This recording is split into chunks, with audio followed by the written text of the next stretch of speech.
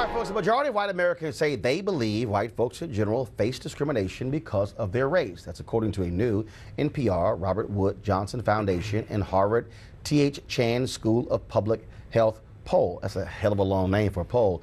Of the more than 900 white people surveyed, more than half of them, 55%, say that they believe white people are discriminated against in America today. Now, of those white people who reported personally experiencing racism, they said the color of their skin had negatively impacted them when it came to applying for jobs, equal pay or promotions, and applying or while at college. So I'm still very curious to know exactly how they were discriminated against. It's still confusing. I want to come back to our conversation with our panel here. Barry Williams also as well, of course, works for StubHub and is a contributor for the New York Times. A. Scott Bolden, Julianne Malveaux, Sharon Wright. So this is in 2009, John Avlon, both of we were contributors at CNN. He's still there, and we were having this conversation. And I said, John, I said, we are living, and this is shortly after the inauguration. I said, we are living in the era of what I termed white minority resistance.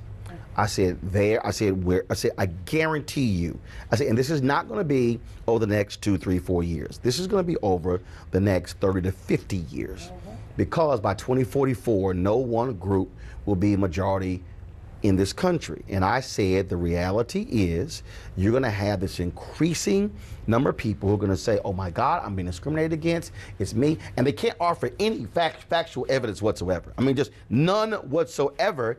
And when you have white supremacists like Richard Spencer, who tried that crap on this show, how his biggest deal was like, oh my God, he said, white people are losing all these jobs in Silicon Valley, and I'm going, really? And you can't show that. I mean, and when they talk, he said, oh, we're losing jobs in corporate America, and I'm going, really? And so when you show the evidence of board of directors, of CEOs, of executive ranks, of venture capitalists, I mean, I can go down the line.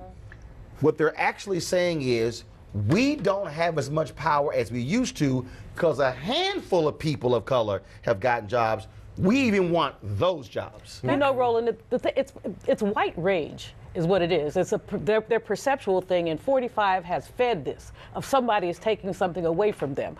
These are people who perceive that all government benefits go to black people. Well, you know that if they had food stamps only for black people, there would be no food stamps. Well, first of all, it's also how though the term government benefits, because the greatest beneficiary of government handout has been white folks, because there's nothing better than you be able to take somebody else's land at will because you're white. And if you are a white farmer in Iowa right now, you get, I'm sorry, those are called subsidies. Those are called subsidies. Bar, you want to come in? It's the same idea, right? The affirmative action argument, the biggest beneficiaries of affirmative action were white women.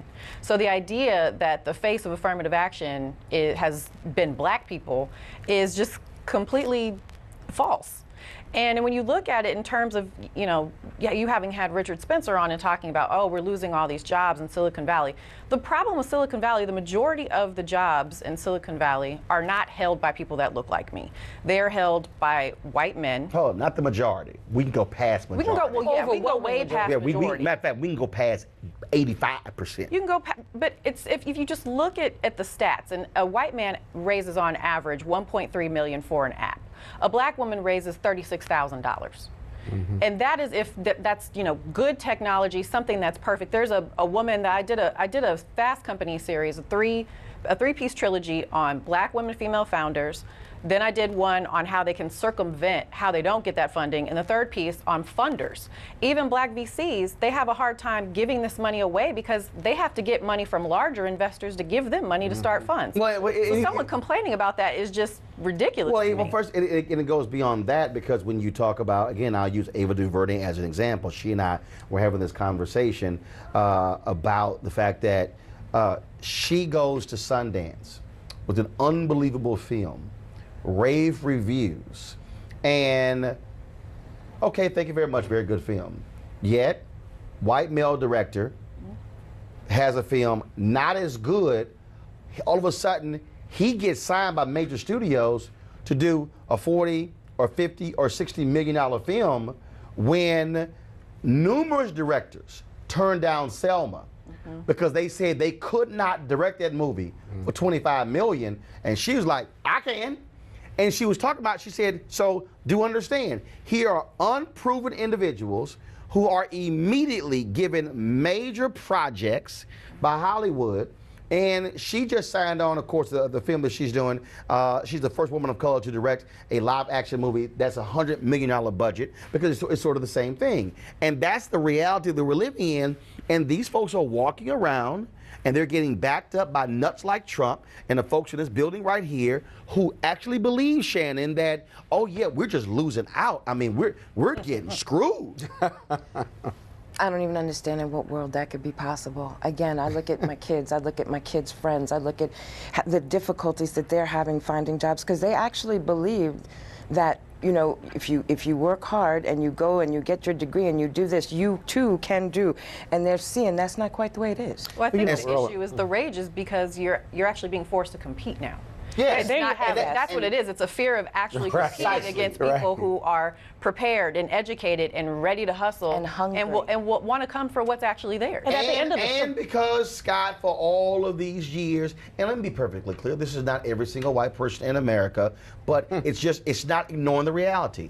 4 decades, 4 centuries, this from the beginning of time.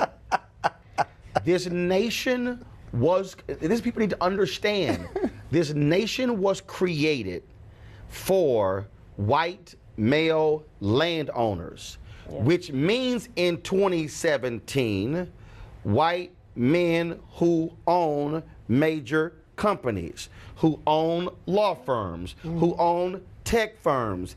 That's what it was created for. If you go back and begin to assess the Voting Rights Act, the Civil Rights Act, the Fair Housing Act, what was why did white Democrats and white Republicans, why were they afraid to pass the Fair Housing Act? Because they did not want black people living in their neighborhoods. Why were they so against LBJ just 2 years after the Civil Rights Act? Because they did not want to have to share jobs. This is about money and power. Well, okay, of course, and evening the playing field is scary under the scenario you just drove. Now, 2017, that's really scary. But your poll manifests that. But it'd be an illogical too. Those 55% who said discrimination exists against white people, if you peel the onion back, only 19% or less said that they had actually experienced it personally. And then it's all right here. Right, exactly. And by the way, that means y'all crazy. Who's discriminating against them? It's white people discriminating against them because we're not in a position to discriminate against them most of the time. It's like your what about black on black crime? 20 seconds. Right, exactly. Right. And of course, and then you never hear the term white on white. No. Just like I keep telling black people when you have these conversations about jobs, please don't use the phrase, we're looking for qualified blacks, because you never use the qualified, we talking about white folks. There you go. All right, Williams, I appreciate it. Thank you so very much. Weekdays on TV One. I will never lie to you. Oh my God. Roland Martin. He doesn't want to talk to us. He wants to ignore us. Uncensored. Hell no.